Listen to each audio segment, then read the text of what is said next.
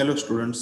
तो आज के लेक्चर के अंदर हम देखने वाले हैं addressing mode and assembly language. ठीक है, तो लास्ट लेक्चर के अंदर हमने क्या पढ़ा था कि ऑपकोड, ऑपरेंड, वो सारी चीज़ें क्या होती है, उसके अंदर कितने बाइट्स के डेटा स्टोर हुए किए जाते हैं, रजिस्टर क्या होते हैं। ठीक है, तो इन सब के बारे में लास्ट लेक्चर के अंदर हमने पढ़ा था। ठीक है, तो वहाँ पर मैंने थोड़ी बहुत आपको असेंबली लैंग्वेज भी बताई थी। तो असेंबली लैंग्वेज के अंदर किस किस तरीके के कोड आते हैं, ठीक है, जो हम किसी भी तरीके की इंस्ट्रक्शन सिस्टम को देते हैं तो वो कोड के अंदर उसको कन्वर्ट कर देते हैं। उसके बाद जो भी रजिस्टर के अंदर कोड होता है वो कोड हमारे एड्रेसिंग मोड के अंदर किस तरीके से एग्जीक्यूट होता है वो देखेंगे। ठीक है, तो ये इन दोनों टॉपिक के बारे में हमें इस लेक्चर के अंदर स्टडी करना है। तो फर्स्ट ऑफ ऑल तो सीखने वाले थे हम आज के लेक्चर के अंदर असेंबली लैंग्वेज। ठीक है, तो असेंबली लैंग्वेज इस तरीके से दी जाती है, उसके सारे सिंबल यहाँ पे मैंने आपको प्रेजेंट करके दिए हुए। तो फर्स्ट ऑफ ऑल तो यहाँ पे जो भी कोड आपको ये दिए जाते हैं वो वन टाइप ऑफ एक हेक्साडेसिमल कोड के अंदर होते हैं और उसका एक सिंबल रहता है। मतलब जब भी आप इंस्ट्रक्शन देते हैं तो एक सिंबल के अंदर कन्वर्ट हो जाता है और उसका जो सिस्टम है, मतलब उसको जो समझना है, सिस्टम को समझाना है, वो एक हेक्साडेसिमल कोड के अंदर, मतलब बाइनरी फॉर्म के अंदर वो कन्वर्ट कर देता है। ठीक है, तो हमारे लिए उसका मीनिंग क्या हो जाता है उसका भी डिस्क्रिप्शन मैंने यहाँ पे साइड में डिस्क्रिप्शन के कॉलम के फॉर्म में यहाँ पे दिया हुआ है। ठीक है, तो यहाँ पे फर्स्ट ऑफ ऑल तो दिया गया कि सारे सिंबल हमें सिंपली समझ में आ ही जाएगी, कुछ इसके अंदर कुछ ज्यादा नहीं है। ठीक है, तो लास्ट लेक्चर के अंदर मैंने वो भी बताया था कि अगर ऑपकोड के अंदर स्टार्टिंग का जो 0 है तो इनडायरेक्ट रजिस्टर होता है, 1 होगा तो डायरेक्ट रजिस्टर होगा, मतलब वो डायरेक्ट मेमोरी में से डेटा उठाएगा, या 0 होगा तो डायरेक्ट मेमोरी में से डेटा नहीं उठाएगा। मतलब एक बीच में मेमोरी आती है जिसकी मदद से वो टेम्पररी डेटा को स्टोर करके रखते हैं। तो ये दो अलग अलग चीज थी, 0 और 1। ठीक है, तो फर्स्ट ऑफ ऑल इसकी हम कमांड यहाँ पे देख लेते हैं कि क्या होता है। तो एंड सिंबल की मदद से क्या होता है कि add memory word to accumulator, मतलब वो एक्यूमुलेटर के अंदर वो स्टोर होता है। कहाँ पे स्टोर हो रहा है वो भी यहाँ पे दिया हुआ है कि एक्यूमुलेटर मतलब वन टाइप ऑफ हमारा रजिस्टर। ठीक है, तो वहां पे हमने बहुत सारे रजिस्टर देखे, तो उसमें से ये एक रजिस्टर है जिसके अंदर हम डेटा को या फिर ऑपकोड को स्टोर कर सकते हैं। ठीक है, फिर है कि add memory word to X accumulator, मतलब ऐड की मदद से क्या होगा कि किसी भी तरीके के डेटा को स्टोर करवाना है या फिर कैलकुलेशन करवाना है तो उसके लिए लोड LDA, मतलब इससे लोड होता है मेमोरी के अंदर, एक्यूमुलेटर के अंदर डेटा। ठीक है, फिर STA store content of accumulator in memory, मतलब स्टोर कंटेंट, मतलब जो भी डेटा रहता है, जो भी कंटेंट रहता है एक्यूमुलेटर के अंदर, मेमोरी के अंदर वो स्टोर करेगा। फिर है कि BUN मतलब ब्रांच अनकंडीशनली। ब्रांच अनकंडीशनल का मतलब क्या हो जाता है यहाँ पे कि जैसे कि हम रिलेशनल ऑपरेटर पढ़ते हैं कि less than, greater than, less equal to, greater equal to, वो सारी कंडीशन इसके अंदर आ जाती है। मतलब किस तरीके की ब्रांच के अंदर कंडीशन उसको लगानी वो खुद ही डिसाइड कर लेगा वहां से। ठीक है, फिर है कि BSA branch and save return address. ठीक है, तो यहाँ पे जो भी डेटा है वो सेव कर देगा और ब्रांच को कैलकुलेट भी करेगा। सेव करने के बाद उसका एड्रेस भी वो कहाँ पे स्टोर हुआ है वो भी आपको दे देगा। फिर है कि इज 0, मतलब वो 0 तो नहीं है ना, इंक्रीमेंट एंड स्किप इफ 0, मतलब 0 आएगा तो उसको क्या कर देगा वो स्किप कर देगा। तो ये सिंबल्स थे। उसके बाद है कि CLA, मतलब वो एक्यूमुलेटर को क्लियर करेगा। रजिस्टर के अंदर किसी भी तरीके का डेटा पड़ा हो तो उसके अंदर नेगेटिव, पॉजिटिव, किस तरीके का डेटा एग्जैक्टली उसके अंदर स्टोर होने वाला है, तो उसके लिए ये सारे कमांड सिंबल्स दिए गए। CLA मतलब क्लियर, सी CLE मतलब क्लियर, ई नाम की एक रजिस्टर रहती है, ABCDEF, और एक्यूमुलेटर इसके अलावा बहुत सारे अलग अलग रजिस्टर रहते हैं, accumulator, instruction register, data register, जो हमने कल देखा था। ठीक है, फिर है कि यहाँ पे CMA मतलब कॉम्प्लीमेंट ऑफ एक्यूमुलेटर, एक्यूमुलेटर के अंदर जो भी डेटा है उसका उल्टा, जो भी डेटा पड़ा है उसको वो उल्टा कर देगा। उसका यहाँ पे कोड भी आपको दिया हुआ है। फिर है कि CME कॉम्प्लीमेंट ऑफ ई के अंदर जो डेटा पड़ा है उसका कॉम्प्लीमेंट। फिर एक की CIR circular right SC and E, मतलब वो जितने भी बीट के अंदर डेटा रहेगा वो सर्कुलर लेफ्ट शिफ्ट या राइट शिफ्ट के फॉर्म में वो डेटा को कन्वर्ट करेगा। फिर CIL सर्कुलर लेफ्ट, फिर INC मतलब वो इंक्रीमेंट करेगा जितनी भी उसके पास इंस्ट्रक्शन रहेगी उसके हिसाब से। फिर SPA skip next instruction if accumulator positive, accumulator positive है मतलब उसके बाद ऑलरेडी इंस्ट्रक्शन के एग्जीक्यूट हो रही है तो वो क्या करेगा, नेक्स्ट इंस्ट्रक्शन को स्किप कर देगा। फिर है कि SNA skip next instruction if SC negative, वो नेगेटिव होगा तो। फिर है कि skip next instruction if SC 0, अगर वो डेटा खाली रहेगा तो वो क्या करेगा, स्किप करेगा। फिर SJD, तो अलग अलग फॉर्मेट के अंदर वो क्या करता है कि डेटा को होल्ड, इंक्रीमेंट, डिक्रीमेंट, क्लियर, ठीक है, तो कॉम्प्लीमेंट, रिवर्स, वो सारी चीजें यहाँ से उसकी मदद से आप कर सकते हो रजिस्टर के अंदर, ठीक है। तो कोड आपको यहाँ पे सिंबल दिया गया है। फिर है कि मुझे इनपुट में से डेटा चाहिए या ले जाना है, तो उसके लिए इनपुट, आउटपुट, स्किप करना है, स्किप आउटपुट करना है, इंटरप्ट करना है कोई ऑपरेशन या इंस्ट्रक्शन, तो वो सारे यहाँ पे आपको सिंबल्स दिए गए, ठीक है। तो ये सारे क्या होता है कि असेंबली लैंग्वेज के अंदर ये सारे सिंबल इस तरीके से दिए जाते हैं कि जिसकी मदद से एड्रेस या रजिस्टर के अंदर जो भी डेटा आपका पड़ा हुआ है उसको आप टेम्पररी ब्लॉक कर सकते हो, इंटरप्ट कर सकते हो, कोई भी कैलकुलेशन कर सकते हो, ठीक है। तो इस तरीके से होती है सारी कैलकुलेशन, ठीक है। तो असेंबली लैंग्वेज के फॉर्म में वो हम जो भी इंस्ट्रक्शन देते हैं वो इस तरीके से कन्वर्ट हो जाती है और उसके बाद वो प्रोसेसर को कंपाइल करने के लिए देता है, जिसके हिसाब से हमें आउटपुट मिल जाता है, ठीक है। तो उसके बाद आ जाता है कि हमारे पास एड्रेसिंग मोड। तो फर्स्ट ऑफ ऑल हमने क्या देखा था कि असेंबली लैंग्वेज के अंदर किस किस तरीके के कोड आते हैं वो सारे मैंने आपको बता दिया, ऑपरेशन कैसे करेंगे वो आगे हमें पता चलेगा, ठीक है। तो ये हमारे कोड थे, तो ये आपको याद रखने थे या फिर आप कहीं पर भी नोट भी कर सकते हो ताकि पता चलेगा कि एक्यूमुलेटर असेंबली लैंग्वेज किस तरीके से होती है और उसके अंदर किस तरीके का डेटा आता है। तो यहाँ पे डिस्क्रिप्शन के अंदर आप अच्छे से देख सकते हो, ठीक है। फिर एक एड्रेसिंग मोड, एड्रेसिंग मतलब किस तरीके की इंस्ट्रक्शन मेरे पास आएगी तो वो किस एड्रेस के थ्रू इंस्ट्रक्शन एग्जीक्यूट होगी, तो वो यहाँ पे दिया गया। तो यहाँ पे वो भी दिया गया है कि एड्रेसिंग मोड का हम यूज क्यों करते हैं, पहली बात तो, ठीक है। तो फर्स्ट ऑफ ऑल यहाँ पे बताया गया है कि the operation field of instruction specify the operation to be perform, किस तरीके का ऑपरेशन करना है वो हमें पहले दिखाएगा यहाँ पे। This operation will be execute on some data which is store in a computer register और मेन मेमोरी, मेन मेमोरी के अंदर जो भी डेटा पड़ा है कंप्यूटर के अंदर या फिर हमारे रजिस्टर के अंदर, तो उसको एग्जीक्यूट किस तरीके से करेगा तो वो कंप्यूटर डिसाइड करता है।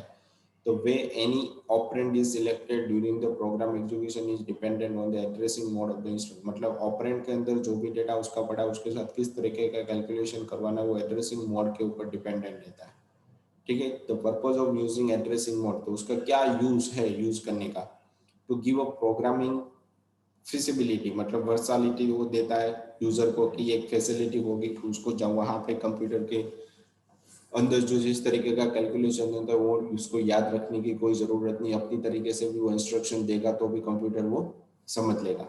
फिर है कि to reduce the number of bit in addressing field of instruction, ठीक है। तो सेकंड वाला क्या दिया है कि अगर हम इंस्ट्रक्शन किसी भी तरीके देगा तो क्या करेगा कि रजिस्टर असेंबली लैंग्वेज के अंदर उसको क्या करेगा कि शॉर्ट फॉर्म के अंदर वो रिड्यूस कर देगा, मतलब उतनी जो पूरी लाइन हम लिख रहे हैं वो हमारे लिए है, सिस्टम को समझाने के लिए तो क्या होता है वन टाइप ऑफ ऐसे लो लेवल लैंग्वेज यूज होती है, मतलब वो कोड को रिड्यूस कर देगा, छोटा कर देगा, ठीक है। तो एड्रेसिंग मोड आपको पता चल गया, तो उसकी दो ही बेनिफिट्स है। फर्स्ट ऑफ ऑल तो क्या है कि यूजर को बेनिफिट रहेगा किस तरीके की प्रोग्रामिंग उसको करनी है, दूसरा कोड है वो छोटा हो जाएगा, ठीक है। तो इस दोनों तरीके के लिए एड्रेसिंग मोड का यूज किया जाता है। फिर एक उसके अंदर कितने तरीके के एड्रेसिंग, यहाँ पे तो हमें 5 तरीके के एड्रेसिंग मोड दिए गए, तो इसके अलावा भी बहुत सारे अलग अलग तरीके के एड्रेसिंग मोड आते हैं, पर ये जो 5 तरीके दिए गए हैं वो बहुत ही ज्यादा यूज होने वाले एड्रेसिंग मोड है, ठीक है। तो फर्स्ट ऑफ ऑल तो इमीडिएट मोड दिया गया है, उसके बाद रजिस्टर मोड दिया गया है, उसके बाद यहाँ पे रजिस्टर इनडायरेक्ट मोड दिया गया है, फिर एक ही डायरेक्ट एड्रेसिंग मोड और दूसरे बाद दिया गया है इनडायरेक्ट एड्रेसिंग मोड, ठीक है। तो इस तरीके की यहाँ पे एड्रेसिंग मोड दी गई है अलग अलग टाइप की। तो डिटेल में जानने के लिए हम पहले तो इमीडिएट मोड को देखेंगे कि इमीडिएट मोड एग्जैक्टली क्या होता है, उसके अंदर किस तरीके की प्रोसेस होती है, ठीक है। तो immediate mode first of all तो यहाँ पे दिया है, तो यहाँ पे लिखा है in this mode the operand मतलब data is specified in the instruction itself, मतलब इस इंस्ट्रक्शन के अंदर ऑपरेंड को किस तरीके से दिया जाएगा वो स्पेसिफाई करके ही रखना पड़ता है। फिर एक immediate mode instruction has an operand field rather than the address field, ठीक है। तो एड्रेस फील्ड के अलावा वो क्या करता है कि डायरेक्टली ऑपरेट के अंदर जो भी डेटा पड़ा है फील्ड पड़ी है उसको भी वो डायरेक्टली यूज करेगा, ठीक है। एग्जांपल के फॉर्म में यहाँ पे दिया गया कि ऐड नाम की जो असेंबली लैंग्वेज मतलब 7 को मुझे ऐड करवाना है, ठीक है। तो 7 यहाँ पे लिख दिया विच से add 7 to content of accumulator मतलब एक्यूमुलेटर के अंदर 7 को वो ऐड करेगा, ठीक है। तो एक्यूमुलेटर के अंदर जो ऑलरेडी डेटा पड़ा है उसके अंदर वापस 7 ऐड हो जाएगा, तो 7 इज द ऑपरेंड हियर।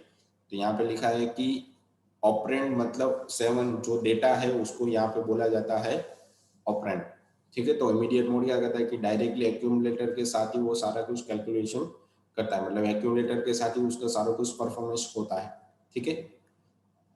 तो उसके बाद है कि रजिस्टर मोड, ठीक है। तो रजिस्टर मोड के अंदर क्या दिया गया कि अलग अलग समथिंग 8 रजिस्टर हर एक सीपीयू के अंदर बाय डिफॉल्ट होते हैं, हर एक रजिस्टर की मैक्सिमम लेंथ होती है 264 केबी, ठीक है। इतनी केबी वो स्टोर डेटा को स्टोर कर सकता है। तो रजिस्टर, तो यहाँ पे लिखा है कि इन this mode the operand is stored in a resistor. तो वहां पे इमीडिएट मोड के अंदर जो भी हमारा डेटा था वो एक्यूमुलेटर के अंदर स्टोर हो रहा था, और रजिस्टर के अंदर हमारा डेटा है वो रजिस्टर के अंदर स्टोर हो रहा है, ठीक है। तो कोई भी रजिस्टर हो सकता है 8 में से ABCDEFGH में से, and this register is present in CPU. तो जैसे मैंने आपको बताया कि सारे जितने भी रजिस्टर होते हैं सीपीयू के अंदर ऑलरेडी होते हैं, वो 8 तरीके के होते हैं अलग अलग, ठीक है। फिर यहाँ पे दिया गया है instruction has the address of register where the operand is store.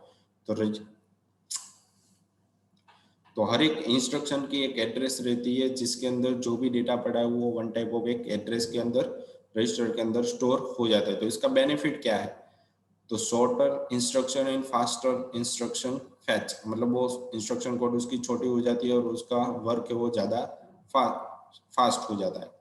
Faster memory access to the operand, मतलब जो भी इमीडिएट मोड के अंदर रजिस्टर में से वो डायरेक्टली डेटा उठा रहा है उससे वो ज़्यादा फास्ट वर्क करता है, ठीक है। तो यहाँ पे उसके लिए दिए गए इंस्ट्रक्शन यहाँ पे तो दी गई है, पर उसका एक में एड्रेस है और दूसरे के अंदर क्या दिया है कि उसकी वैल्यू दी गई है, ठीक है। तो ये क्या करता है कि रजिस्टर में से डायरेक्टली वो डेटा को ऑपरेंड के फॉर्म में, मतलब इसी के अंदर डायरेक्टली डेटा को स्टोर करेगा, उसका एड्रेस तो यहाँ पे दिया गया, तो एड्रेस के थ्रू मेमोरी को, मतलब इस वैल्यू को वो एक्सेस करेगा। जैसे हम प्रोग्रामिंग के अंदर करते हैं कि इंटीजर ए मैंने लिख दिया तो ए के अंदर मैंने 5 6 कोई भी वैल्यू दे दी है, तो मैं ए लिखूंगा तो उसके अंदर जो भी डेटा पड़ा है वो मुझे दे देगा। तो वैसे ही यहाँ पर भी वर्क होता है सेम टू सेम, ठीक है।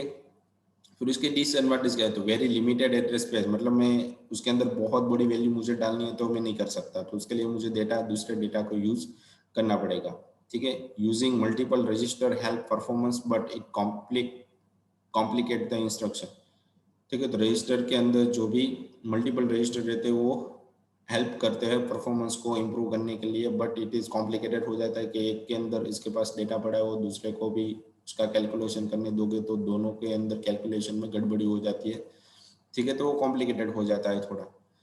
तो ये हो गया हमारा रजिस्टर मोड,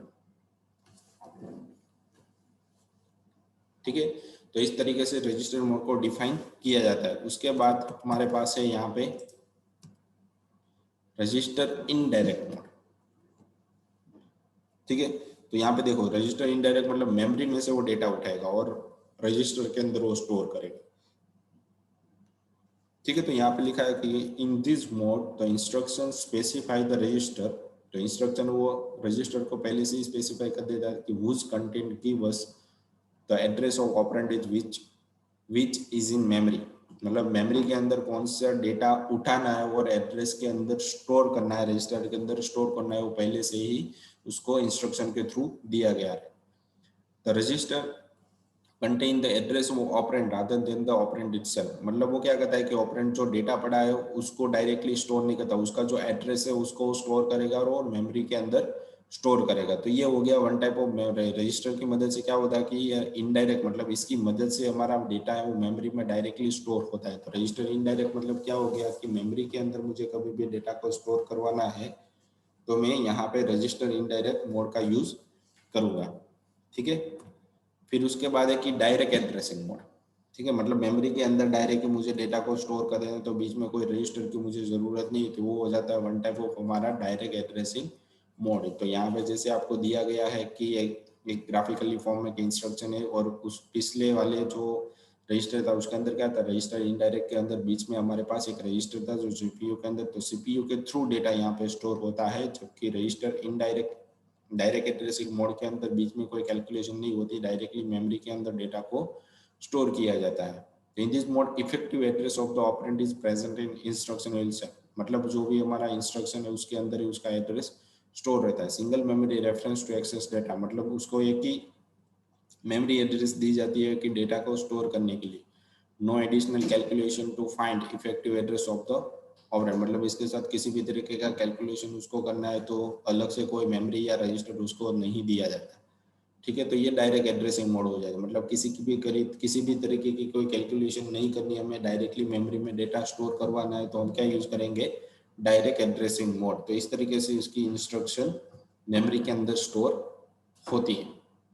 ठीक है, फिर एक इनडायरेक्ट एड्रेसिंग मोड। ठीक है, तो इनडायरेक्ट एड्रेसिंग मोड के अंदर क्या यूज करते हैं, हम पॉइंटर यूज करते हैं।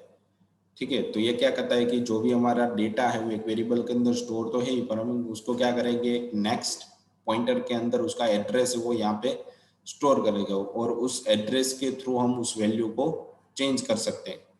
ठीक है, तो ये इनडायरेक्ट हो गया, मतलब वेरिएबल तो पड़ा है उसके अंदर जो भी डेटा है, पर दूसरे वेरिएबल की मदद से ओरिजिनल डेटा को हम चेंज कर सकते हैं, तो ये इनडायरेक्ट एड्रेसिंग मोड भी यहाँ पे बोल सकते हैं।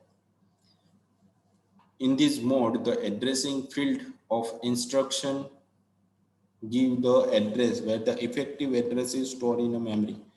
ठीक है, तो इफेक्टिव एड्रेस जो भी हमारा पड़ा है वो मेमोरी के अंदर ही रहेगा और उसको जो इनडायरेक्ट एड्रेस पॉइंट कर रहा होगा वो भी हमारा मेमोरी के अंदर ही पड़ा होगा वेरिएबल। तो उस वेरिएबल को इंस्ट्रक्शन के पास डायरेक्टली एक्सेस करने के लिए उसका एड्रेस के थ्रू एक्सेस कर सकते हैं जो भी उसके पास डेटा पड़ा है उसको। This slow down the execution, मतलब एक के पास दूसरा दूसरे के पास रही है तो ये यहाँ पे हमारी जो प्रोसेस है वो बहुत ही एग्जीक्यूशन है वो बहुत ही स्लो हो जाता है।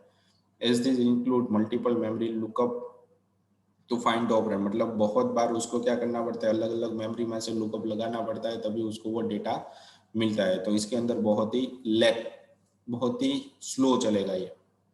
ठीक है, तो इनडायरेक्ट एड्रेसिंग मोड, तो इतने तरीके के हमारे पास एड्रेसिंग मोड रहते हैं। ठीक है, तो आपको पता चला होगा कि जो भी हम डेटा या वेरिएबल बनाते हैं या फिर इंस्ट्रक्शन देते हैं वो इस 5 तरीके के अंदर मेनली 90% तो इस पांचों का ही यूज होता है कि किस तरीके की मुझे कैलकुलेशन करवानी है तो कौन से एड्रेसिंग मोड की मुझे जरूरत पड़ेगी।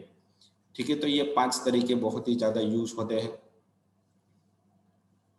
उसके बाद आ जाता है हमारे पास इंस्ट्रक्शन साइकिल, मतलब जिस तरीके की भी इंस्ट्रक्शन दूंगा तो वो प्रोसेस किस तरीके से होगी।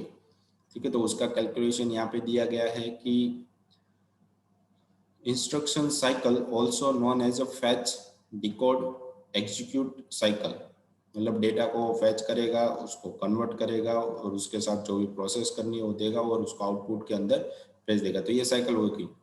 Fetch decode execute cycle is the basic operational process of a computer, मतलब किसी भी तरीके की इंस्ट्रक्शन मिलेगी तो उसको किस तरीके से कैलकुलेशन करवाना है। ठीक है, उस किस तरीके से उसकी साइकिल चलती है तो वो फैच डिकोड और एग्जीक्यूट के फॉर्म में चलती है। फिर है कि this process is repeated continuously by CPU from boot up to shut down the computer, मतलब जब तक ये सीपीयू है या फिर पीसी वो बंद नहीं होता तब तक ये जितनी भी उसके पास इंस्ट्रक्शन आती है या फिर बैकग्राउंड में जो भी उसको इंस्ट्रक्शन दी जाती है, क्योंकि वो सारी प्रोसेस जब तक पीसी है या फिर सीपीयू शट डाउन नहीं होता तब तक ये इंस्ट्रक्शन साइकिल ऑलवेज चलती ही रहती है, ये कभी भी बंद नहीं होती। ठीक है, फिर है कि the following are the step that occur during in instruction, मतलब इंस्ट्रक्शन साइकिल के दौरान कितनी इंस्ट्रक्शन चलती है। तो फैच पहले तो चलती है कि फैच इंस्ट्रक्शन, मतलब इंस्ट्रक्शन को हमें पहले तो फैच करवाना है, फिर डिकोड करना है, फिर रीड द इफेक्टिव एड्रेस। ठीक है, read the effective address and execute the instruction, मतलब इंस्ट्रक्शन को एग्जीक्यूट करवाना। पहले तो क्या होगा, फैच, डिकोड, रीड करेगा उसको और उसको एग्जीक्यूट करना चालू करती है। ये चारों प्रोसेस हम डिटेल में समझते हैं। तो फर्स्ट ऑफ ऑल आ जाते हैं हमारे इंस्ट्रक्शन साइकिल के पोर्शन के अंदर। तो फर्स्ट है फैच इंस्ट्रक्शन, जिसकी मदद से हमारा जो भी डेटा है, जो भी हम इंस्ट्रक्शन देते हो कहाँ पे स्टोर होते। तो इसके पहले लेक्चर के अंदर मैंने जितने भी रजिस्टर थे वो आपको बताए थे। तो हर एक रजिस्टर का अलग अलग वर्क रहता है।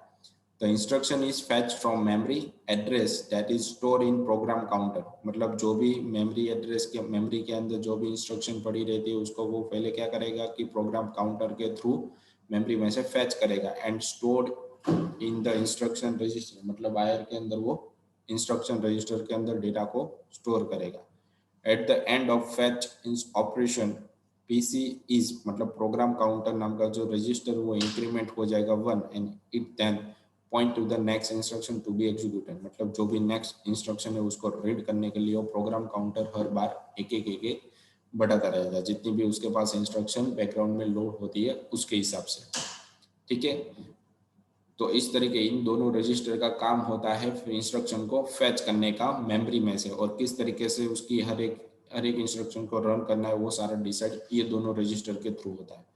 फिर एक decode the instruction, the instruction in the instruction register is execute by decoder, मतलब उसके अंदर क्या दिया गया है कि वन टाइप ऑफ डिकोडर दिया गया है जिसकी मदद से किसी भी तरीके के इंस्ट्रक्शन उसको मिलेगी तो कैलकुलेशन किस तरीके से होगा उसको मतलब उसको 0101 फॉर्मेट के अंदर किस तरीके से कन्वर्ट किया जाएगा वो डिकोड करते टाइम हम पता चलेगा। फिर एक रीड द इफेक्टिव एड्रेस, मतलब कौन से एड्रेस के अंदर हमारी जो इंस्ट्रक्शन है उसको रीड करवाना है, कैलकुलेट करवाना है, तो रीड द इफेक्टिव साइकिल के अंदर फाइंड आउट होगी। If the instruction has an indirect address the effective address is read from the memory, मतलब जैसे हमने अभी एड्रेसिंग मोड जितने भी ऊपर थे वो पढ़े थे। ठीक है, तो उसके अंदर कौन सा एड्रेसिंग मोड इफेक्टिव रहेगा इंस्ट्रक्शन को कैलकुलेट करने के लिए वो मेमोरी में से ही डिसाइड होके आता है। Otherwise operand are directly read in case of immediate operand instruction, मतलब जब भी उसको डेटा को सिर्फ रीड करना रहता है तब क्या होता है कि इमीडिएट ऑपरेंड का एड्रेसिंग मोड का ही यूज होता है। ठीक है, तो ये तीन हो गए। उसके बाद है कि एग्जीक्यूट द इंस्ट्रक्शन, मतलब उसके पास इंस्ट्रक्शन आ गई तो इंस्ट्रक्शन को प्रोसेस किस तरीके से करना है और आउटपुट किस तरीके से देना है। ठीक है, तो यहाँ पे उसके लिए कंट्रोल यूनिट का यूज किया जाता है। The control unit passes the information in the form of control signal to the functional unit of CPU, मतलब सीपीयू के पास जो फंक्शनल यूनिट रहता है उसको वो कंट्रोल सिग्नल के थ्रू इन्फॉर्म करेगा कि इस इंस्ट्रक्शन को अभी उसको रन करवाना है। The result generated is stored in a main memory, मतलब जो भी इसके पास कंट्रोल यूनिट के पास जो भी कैलकुलेशन रन होगा वो स्टोर करने के लिए उसके पास मेन मेमोरी रहती है, वो सेंड टू द आउटपुट है, मतलब मेन मेमोरी में से वो आउटपुट के अंदर आउटपुट डिवाइस रहता है वहां पर वो आउटपुट को भेज देगा। The cycle is then repeated by fetching the next, मतलब जो साइकिल है फिर से रिपीट होगी कि डेटा को फैच किस तरीके से करवाना है, उसके बाद किस तरीके से उसको कैलकुलेशन करवाना है और वापस उसको रीड और एग्जीक्यूट किस तरीके से करवाना है, तो ये साइकिल वापस रिपीट होगी। ठीक है, तो ये हो जाती है हमारी इंस्ट्रक्शन साइकिल। तो इंस्ट्रक्शन साइकिल का यहाँ पे आपको दिया गया है एक डायग्राम जिसकी मदद से आपको और ज़्यादा समझ में आएगा कि इंस्ट्रक्शन साइकिल किस तरीके से वर्क होती है। तो जो भी हमारी स्टार्ट जैसे ही करेंगे एल्गोरिथम के थ्रू समझेंगे। तो फर्स्ट ऑफ ऑल तो क्या होता है कि लोड द एड्रेस, मतलब वो क्या कहता है कि प्रोग्राम काउंटर को लोड करवाएगा जिसकी मदद से जो भी इंस्ट्रक्शन उसको मिली है प्रोग्राम काउंटर के अंदर स्टोर हो जाएगी। फिर क्या करेगा, प्रोग्राम काउंटर के पास जो उसने एक इंस्ट्रक्शन पढ़ी वो इंस्ट्रक्शन रजिस्टर के अंदर लोड करेगा, उसको वो डिकोड करना चालू करेगा। फिर क्या करेगा वो कि अपडेट करेगा कि नेक्स्ट इंस्ट्रक्शन उसको कौन सी देनी है। फिर यहाँ पे एग्जीक्यूट चालू हो जाएगा। सर्विस अगर इंटरप्ट हो गई तो वो क्या करेगा कि वापस वो रिपीट करेगा इस प्रोसेस को। ठीक है, तो इंटरप्ट की मदद से सारी कैलकुलेशन हमारी सर्विस की मदद से सारी कैलकुलेशन यहाँ पे होती है। अगर कोई भी प्रॉब्लम आती है तो इंटरप्ट के अंदर चली जाती है और वापस उसको लूप के अंदर डाल देती है इंस्ट्रक्शन साइकिल के अंदर। ठीक है, तो ये हमारी हो गई इंस्ट्रक्शन साइकिल। इस तरीके से ये सारी कुछ वर्क होती है। उसके बाद लास्ट में हमारे पास क्वेश्चन है। ठीक है, तो आज के लेक्चर के अंदर जितना भी हमने पढ़ा था तो उसके रिलेटेड ही यहाँ पे क्वेश्चन मैंने दिए हुए हैं। ठीक है, तो ये आपको अच्छे से हमारी जो एप्लीकेशन है उसके अंदर आपको सबमिट करवाना है ताकि आपकी अटेंडेंस सही तरीके से हो जाए। ठीक है, तो आज का लेक्चर बहुत ही ज़्यादा अच्छा था क्योंकि इसके अंदर एड्रेसिंग मोड, असेंबली लैंग्वेज, इन सब का एक मिक्सअप हमें देखा। ठीक है, तो आगे भी इसकी बहुत सारी अलग अलग डिटेल के अंदर आर्किटेक्चर उसका स्ट्रक्चर रहेगा तो वो भी हम देखने वाले हैं। ठीक है, तो आज के लेक्चर के लिए इतना ही था। Thank you.